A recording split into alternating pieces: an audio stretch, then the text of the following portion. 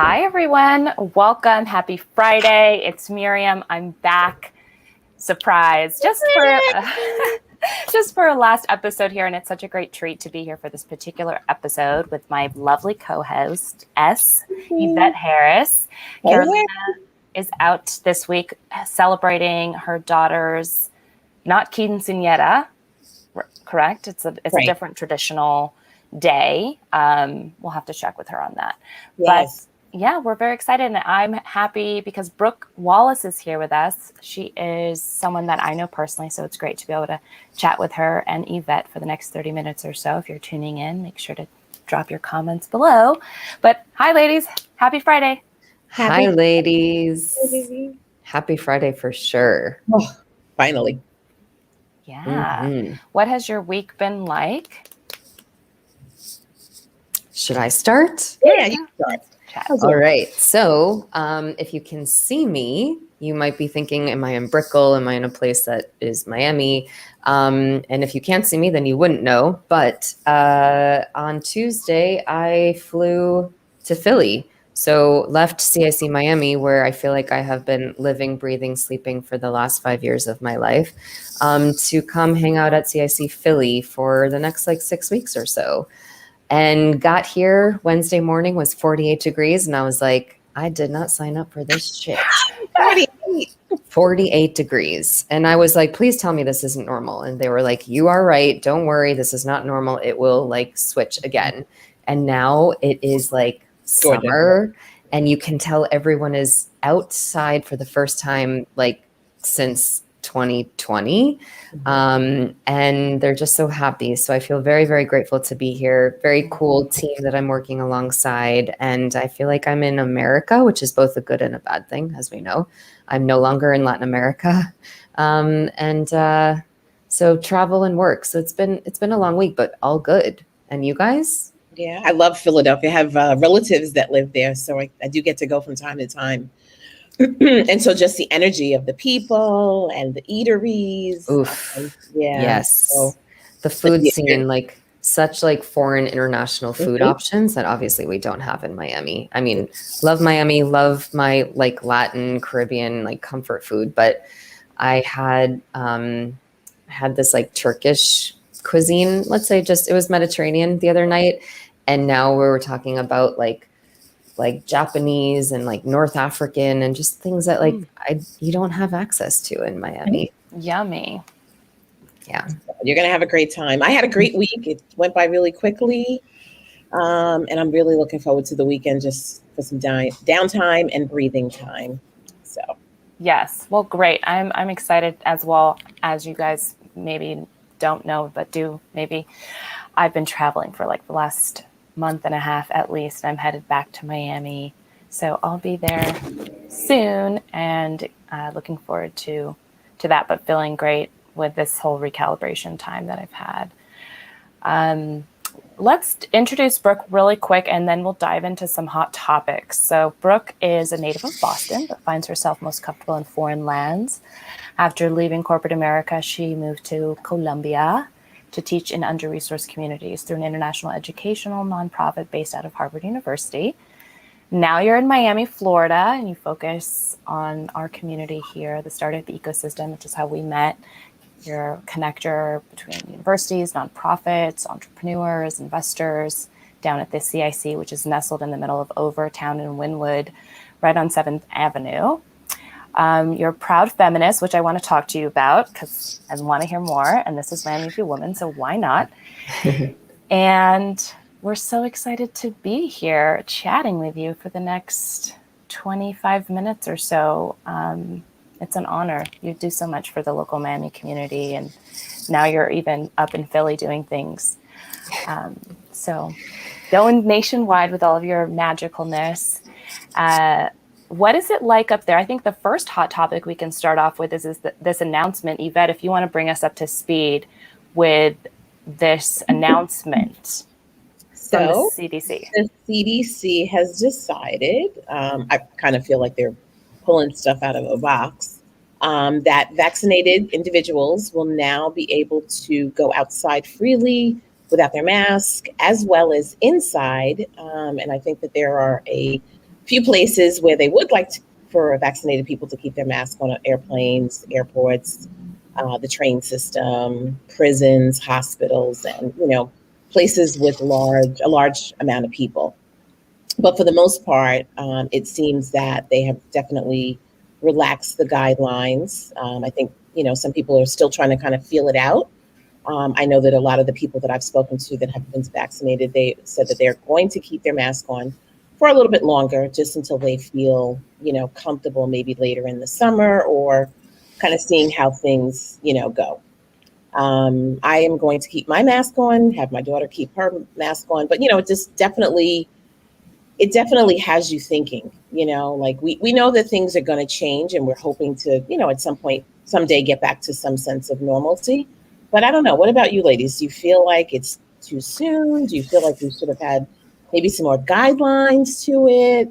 How are you feeling about it? And have you seen people in Philly without their mask, or is it just in Florida that we're just taking them on? Well, I'll answer the easy part first. Philly is definitely much more rule abiding than Miami, but nobody here is surprised. As an example, here at CIC Philly, like I haven't once seen anyone with their mask off. Whereas in Miami, we sometimes have to remind them, hey, friendly reminder to keep your mask on, as well as on the streets out here and in the parks. So it's, again, we're in North America up here, so it is definitely slightly different.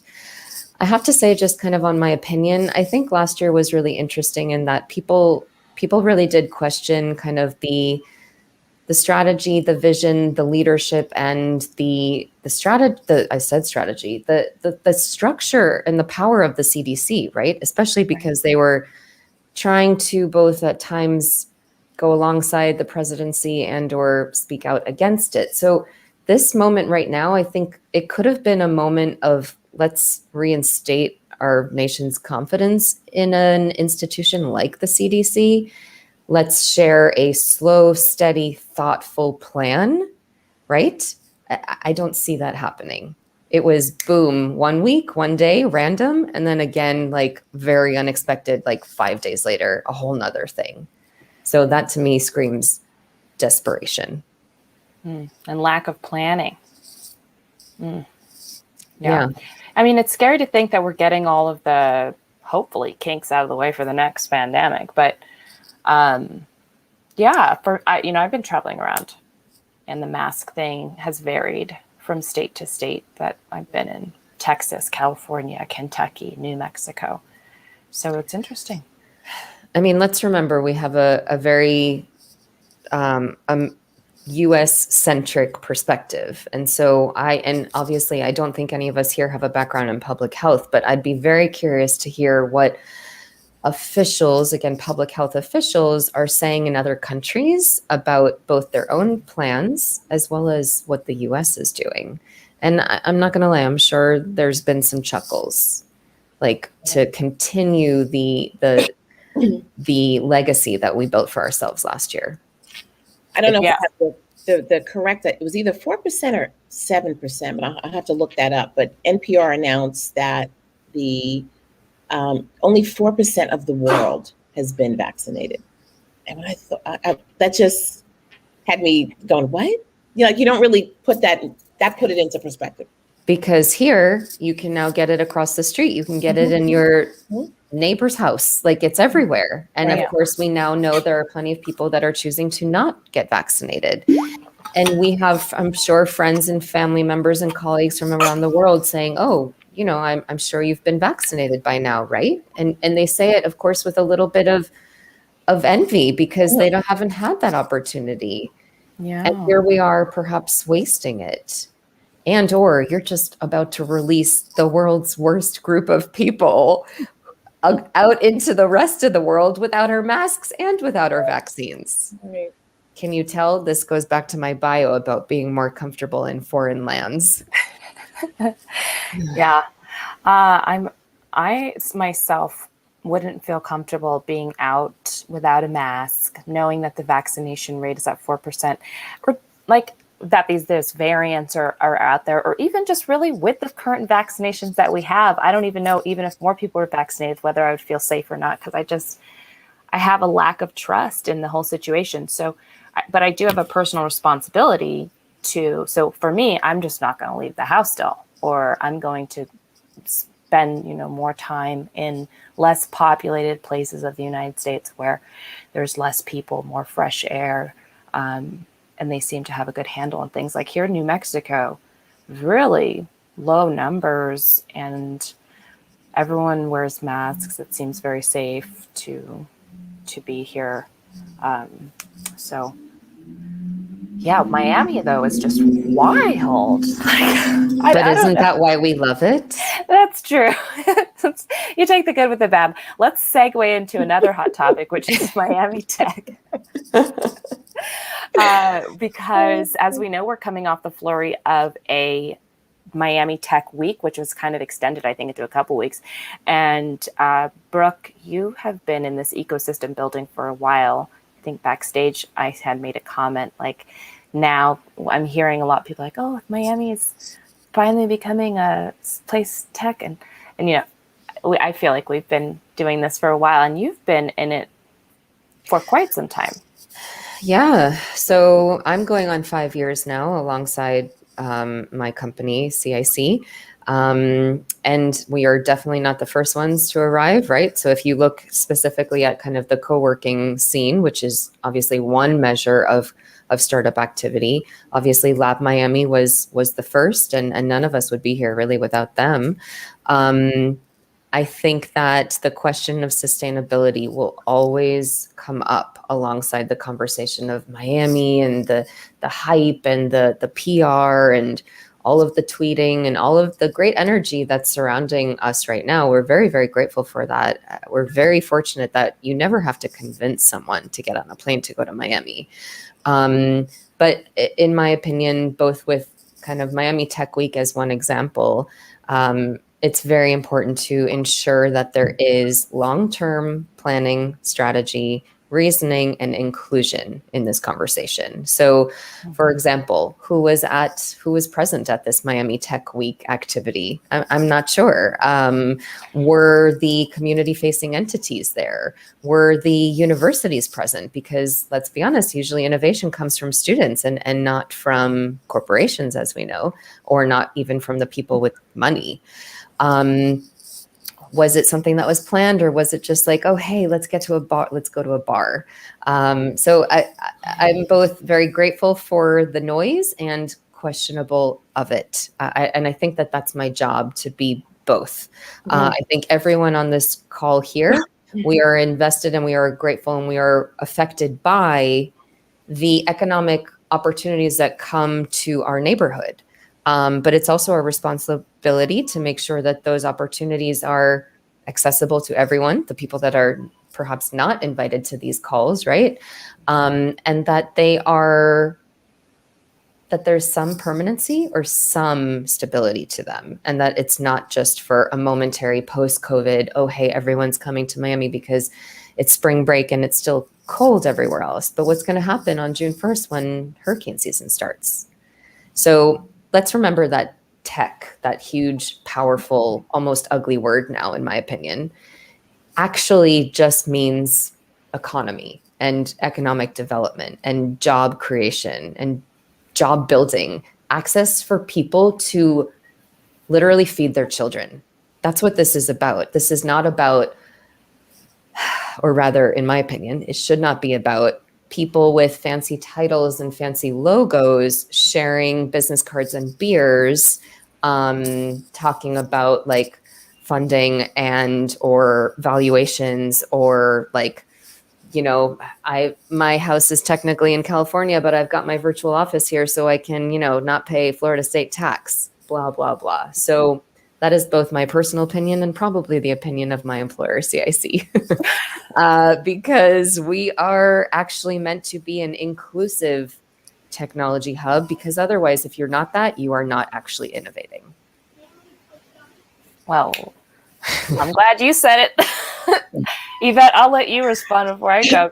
I definitely agree. And, I definitely love what you said about inclusion, because that is, a big, big narrative of my life in terms of just making sure that especially Black and Brown people are included in that process and not just, brought to the table as an afterthought, but are part of, the table conversation.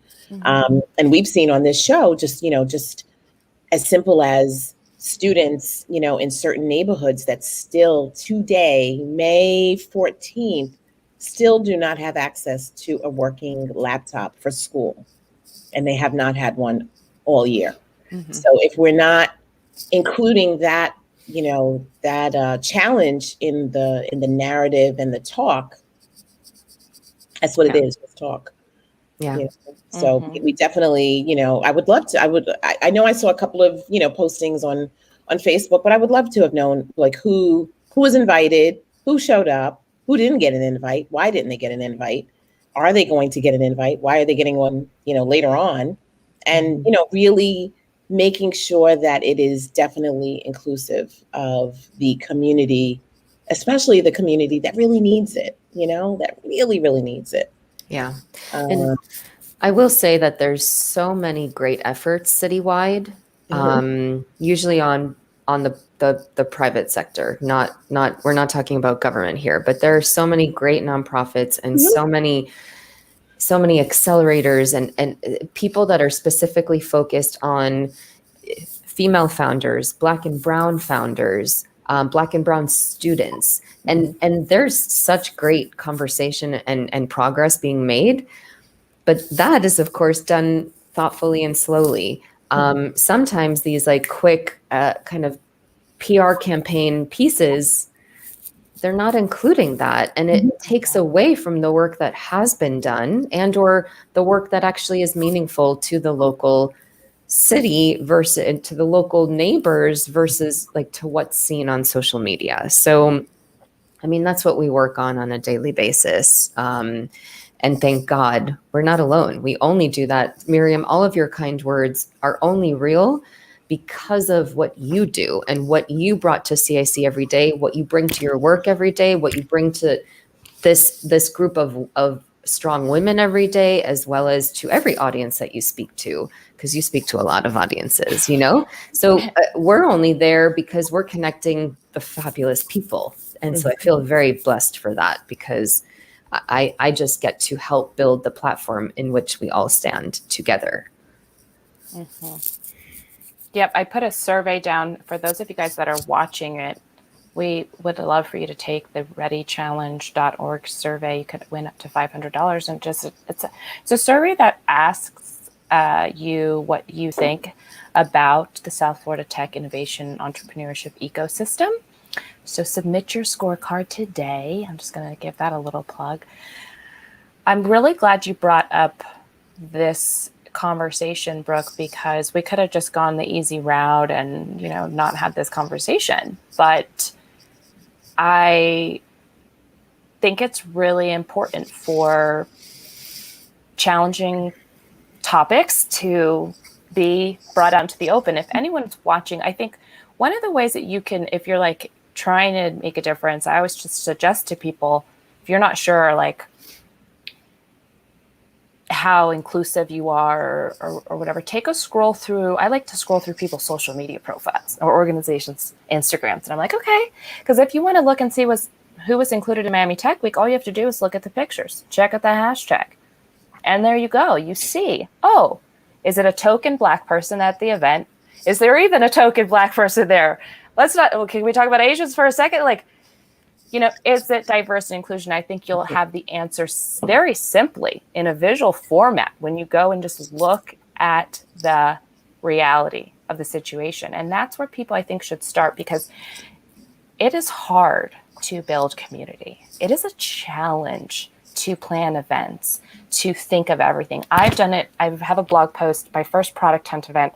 I had 0 women on the panel. Okay. Like it's not just, you don't just throw a rock and find a female investor every corner, So you have to make a conscious effort, and it becomes a lot easier to just, when you're planning these things, to tap your network. You tap who you know, you tap who you trust. It's harder to go out of your way, cold email someone on LinkedIn, try to bring them in to do things and expand. So if you're not actively building like hangout relationships or outside of like bring people into your actual circles of every day where your whole social media feed even reflects that diversity. When you go try to do a diverse ecosystem, it's not going to be natural and you're going to have to struggle. It's going to have to be hard. So I would suggest for people to start there, just incorporating more people that are diverse into your network. So actually the last time I was in Philly was for Philly Tech Week, and this fabulous Black woman who, unfortunately, I'm not going to recall the name of her organization right now, but my God, it's going to pain my heart that I can't recall it. But she simply said, break bread with more Black people. Like, just have dinner with them. Like, that's it. That's all it takes.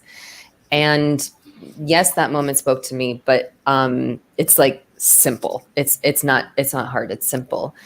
But to kind of maybe pull us into the conversation that you had mentioned earlier about feminism, if you were to go back to that list of probably white men that you had on your first panel, those white men have to be allies, right?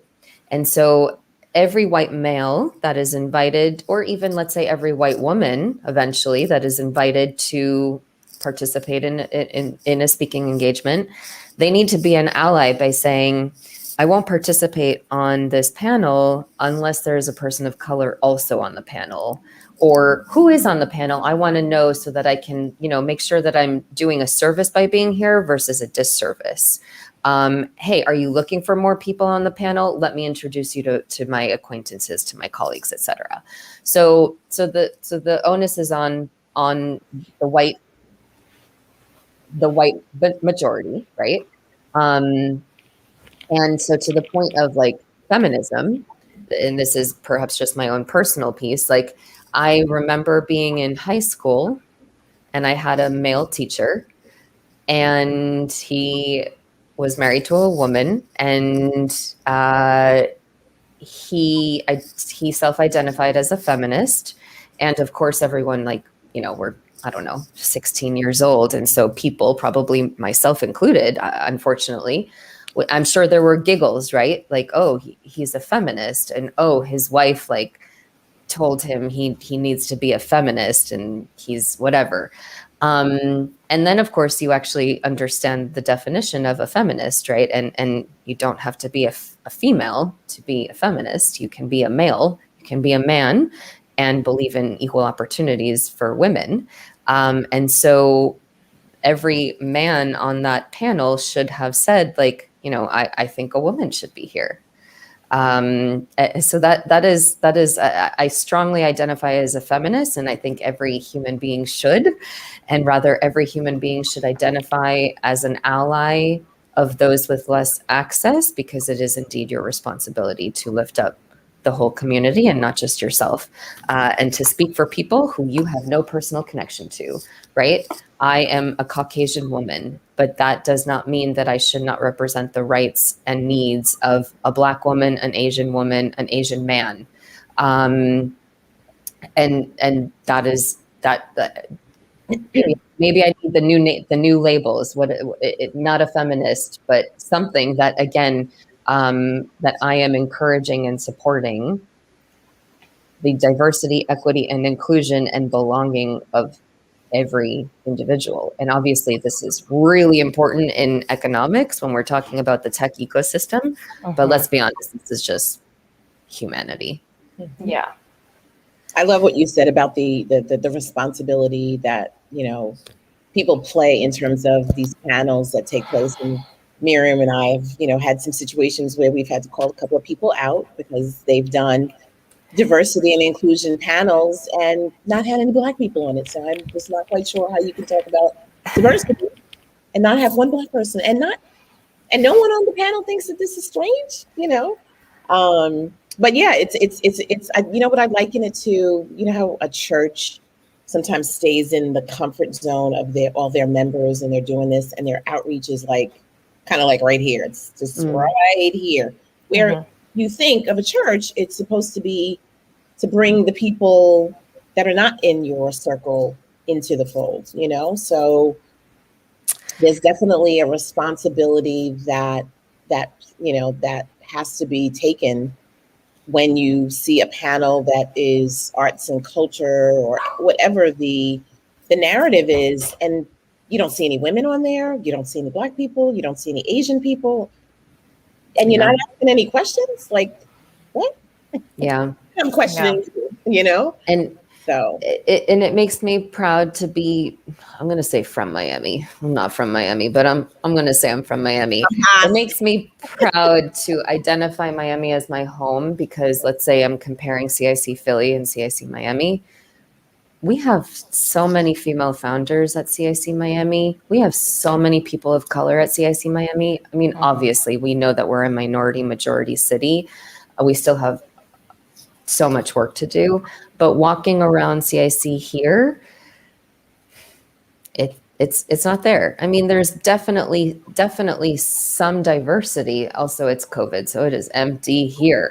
But it's I'm so proud and grateful that I'm from a place where I am not the majority and where I can learn from other people around me who are different, and that those people are in places of power.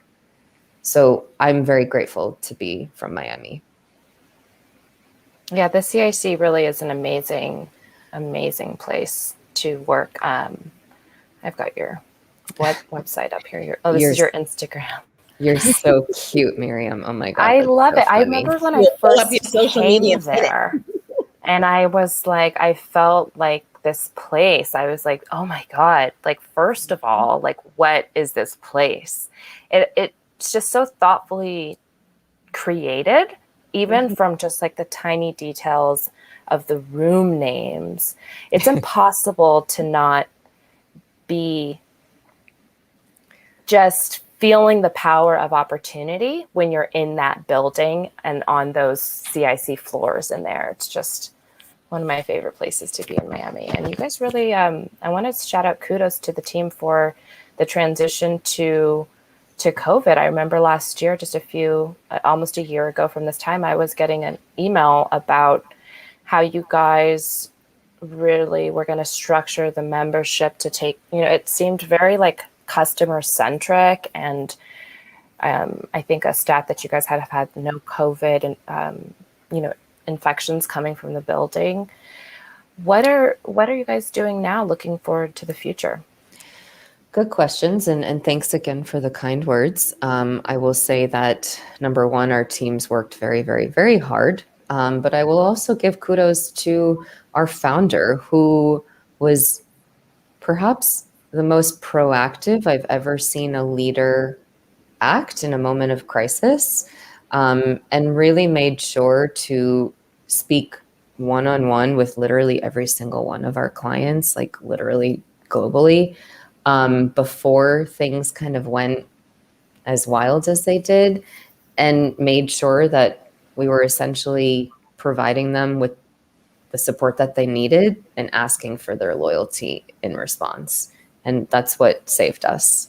And so, yes, we were definitely COVID crazy for a long time. I think we're all very happy to see the arrows and the signs and all those things start to slowly disappear.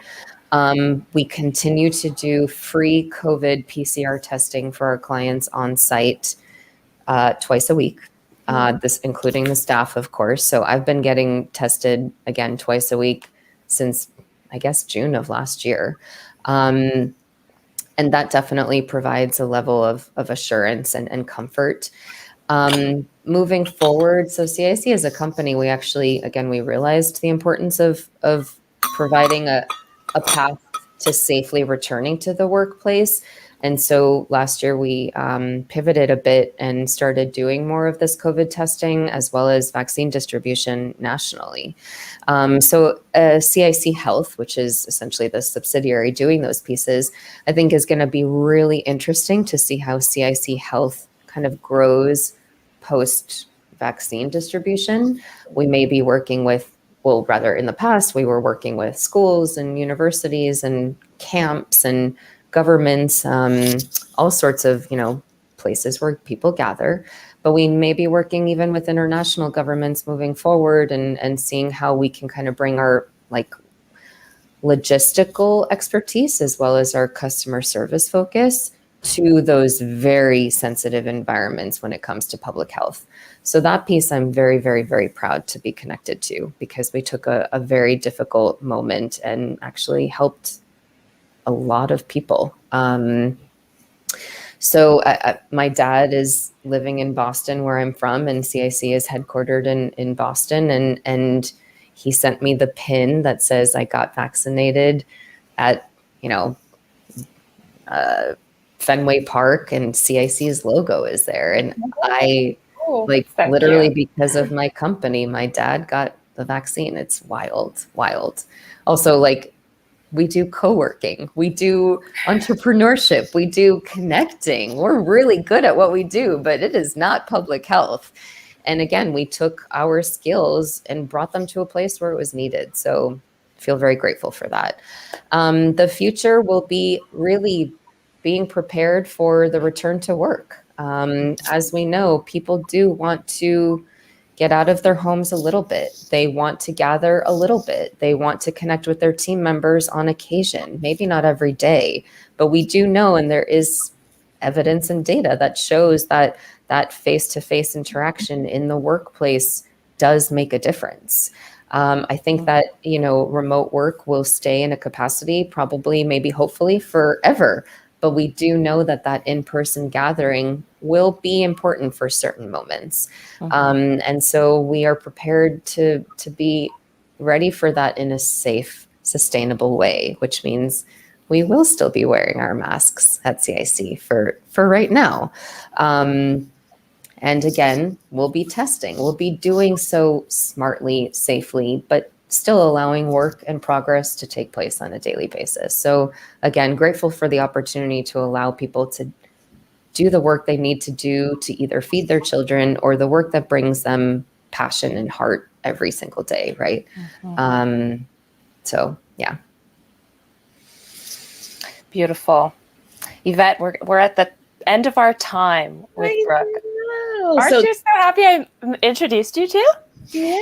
Yvette, I would love to keep chatting with you and hear about you and your story. I've been to the CIC many times. Actually, I'm not sure if you know Graylin Swiley Woods. Everyone knows and loves Graylin. Mine, I help them out with quite a bit and collaborate with them. So, and actually, when the building first opened up, before there was anything, I think on the top floor, we did an event with the American Black Film Festival, our launch event when Michelle Spence-Jones was the commissioner. So, I definitely love that. ABFF. ABFF. I used to work those events on the beach, South Beach, behind the Ritz-Carlton South Beach in my previous life. So it all comes full circle. Exactly. So I love the location that it's in, because it definitely has such promise for the Overtown community and other communities like Overtown to really, make sure that that community is included in that process and is taken for the ride with all the attention and good things that come about. And that conversation is not complete. So we invite all people to continue to make sure that we are doing more, and that everyone is present. And there's still room. So we can chat about that. Yay. Yeah. So I have one question if we have time. What, if anything, do you miss about Boston? Okay. First, I should say my family. I do miss my family. Let's see. The ocean smells different in Boston. And the food. And that's it. That's it. That's it. No one speaks Spanish to me in Boston. Nobody, I don't speak to people in Boston. I'm a colder version of myself in Boston. In Miami, I'm social. I'm Latina if I want to be. I can, everyone is on common ground in Miami because we all are a version of an immigrant or a transient from another place. And so the culture is mixed, right? And in Boston, you are an outsider if you are not rooted there for the last 5 generations. And I don't believe in that. So I don't miss Boston a whole lot. Well, I love going up to Boston, Faneuil Market. For a weekend. Yeah. That's And it. Vineyard and, just all of that. But yeah, I definitely see, I'm from New York, so I kind of agree and somewhat disagree with what you say, but we all have different experiences. But Well, I would love to hear then, what do you miss about New York? oh, everything. I miss, top, of course, is family and friends, but transportation is one of those top things, That's a good one. If I didn't have to drive everywhere, that's a great one. Like the transportation, and I always feel so sorry for the people that I see at the bus stop or the train, because it's not like getting on the train in New York where you can go from point A to B. Doesn't matter if you're going across town, uptown, downtown, Yeah. So I think if Miami had, that train system that I could leave my Jeep home at least 4 days a week and hop on that. Yeah. That's a really good point. Yeah. Even here in New Mexico, the train from Santa Fe to Albuquerque is $9 for a adult ticket. And I'm like, that's the price that I'm trying to pay. Like, where's the Bright Line at with that price? Dude. Like Miami to Fort Lauderdale, $9. Let's go. Yeah. There's a reason why Brightline is still closed, and I'm not sure that it's COVID. Okay. Yeah. Oh, yeah. That's been some drama over there. But I really hope that, I don't know, we figure that out. Like stat. Like, if I were the mayor, I'd be like buying that in some way, making that happen. Because that's needed. Yeah. Transportation would be key. Yeah. Very good point. I intentionally got an Airbnb further away from CIC so that I could commute by train, because I love taking the train It's fun. and walking. 2 things I can't do in Miami. Yeah. You meet so many different people when you take public transportation. That was one of the interesting things when I first moved here, that you didn't, happy hour here was like 11 p.m. I was like, don't you go out after work? They're like, after work? No. You just jump on the subway and you go to the place, and That's such a happy good hour, point. So, but you meet so many different people, on public transportation that you would have never crossed their path. So that I really, that, because you're in your car here. Yeah. Right. Such a good point. And the Metro Mover, I didn't quite get that when I first moved here. I was like, so you want me to go upstairs, wait, and then go a couple of blocks, come down, and still have to walk I was like, I'll just walk. Yeah. And this was like, that's because you're from New York. You say that you're just going to walk. If they had a Metro Mover in New York, we would be upset and cursing people out. Like, what? Of course. Who does that? We'll just walk. But don't forget the people in their Miami tacones, in their high heels, like they're not. You put some sneakers on, girl. Yeah, you got those in your bag. Did you hear that New York accent? I heard that. You put your sneakers on. What are you talking about? In California, we would call you a striker. Yvette. Striker. Really? A natural born striker. It just means like you like to walk places, like you're an NBS. Like, oh, we're just gonna strike it. We'll strike it across town. It's fine. Whatever. We'll just walk. I'm always amazed when I like my true Miami friends. And I'm like, well, let's just walk. And they're like, it's like 7 blocks. Like, we're not going to drive? I'm like, no. Oh my God. Do you know the humidity percentage out there right now? Who cares? Yeah. But yeah, it was a pleasure. So I'm definitely looking forward to staying in touch and connecting with you. Same here. This was really and nice. Philly. Thank you. Thank you. You guys are doing such good things by sharing stories citywide and beyond. So thank you very much for your time. I appreciate it. Thanks, guys. We'll see you later. Ciao. Bye-bye. Enjoy the weekend, everyone. You too. See ya.